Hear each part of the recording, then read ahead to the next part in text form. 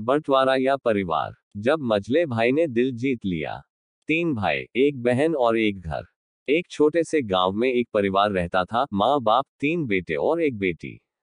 बड़ा बेटा पढ़ाई में तेज था, उसने डॉक्टर बनने का सपना देखा और उसे पूरा भी किया।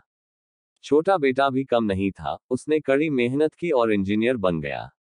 लेकिन मझला बेटा चंदू, वह पढ़ाई में मन नहीं लगा सका। माँ बाप ने बहुत समझाया, पर उसकी रुचि सिर्फ मस्ती और आवारागर्दी में थी। समय बीतता गया। दोनों भाई अपने करियर में सफल हो गए और शहरों में बस गए।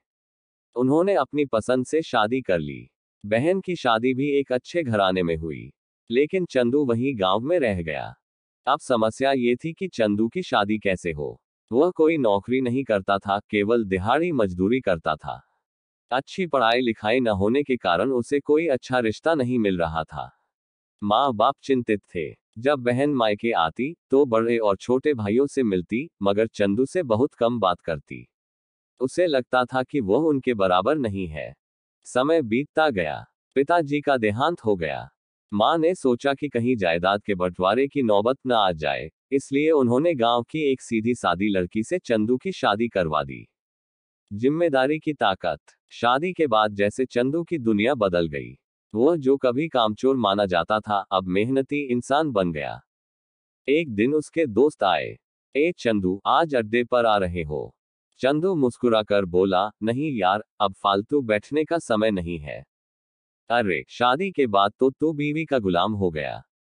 दोस्तों ने मजाक उड़ाया। चंदू ने गहरी सांस ली और कहा, पहले मैं अकेला था, अपने लिए रोटी कमा लेता था। अब मेरी जिम्मेदारी बढ़ गई है।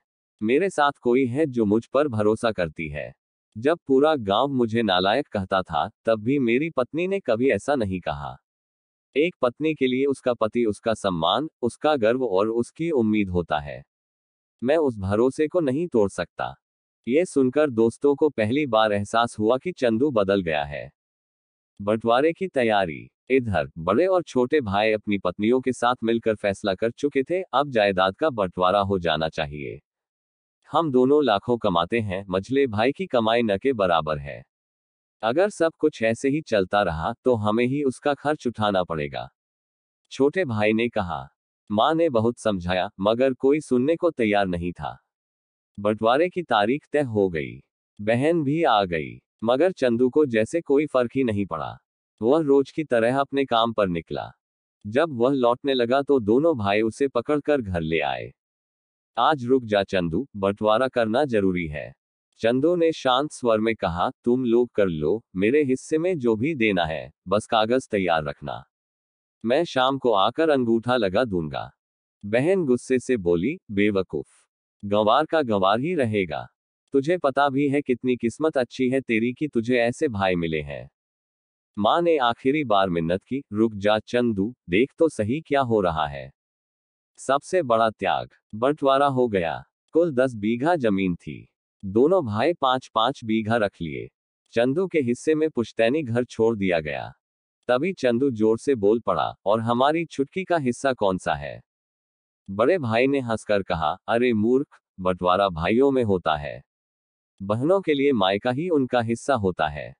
चंदू ने एक गहरी सांस ली और सिर झुका लिया। शायद पढ़ा लिखा न होना भी मूर्खता ही है, उसने कहा।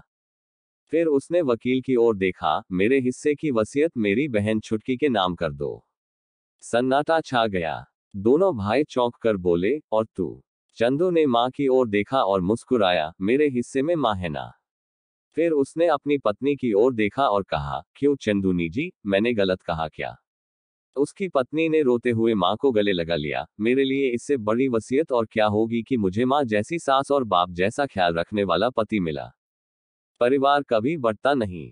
इतना सुनते ही सबकी आंखें भर आईं।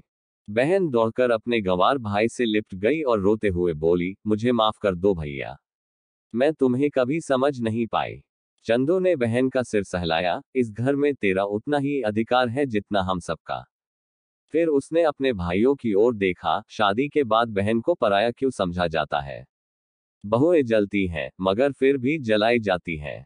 क्योंकि शादी के बाद भाई और पिता उसे पराया समझने लगते हैं। मगर मेरे लिए तुम सब मेरे अपने हो, चाहे पास रहो या दूर। फिर उसने माँ का हाथ थामा और कहा, माँ को अपने हिस्से में इसलिए लिया ताकि जब भी माँ को देखूं, तुम सबकी यादें मेरे साथ रहें। ये वही कोख है जहां हमने साथ साथ 9 महीने बिताए थे। बड़े और छोटे भाई दौड़कर चंदू से लिपट गए। आज तू सच में हमसे बड़ा लग रहा है, चंदू। पूरा घर रो रहा था। मगर ये आंसू दर्द के नहीं, अपनापन लौट आने के थे।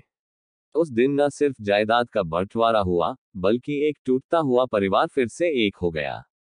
सच्चा अपनापन पैसे या जायदाद से नहीं आता, बल्कि दिलों के जुड़ने से आता है। जिस परिवार में प्यार और त्याग हो, वहां बंटवारा नहीं होता, बल्कि रिश्ते और मजबूत हो जाते हैं।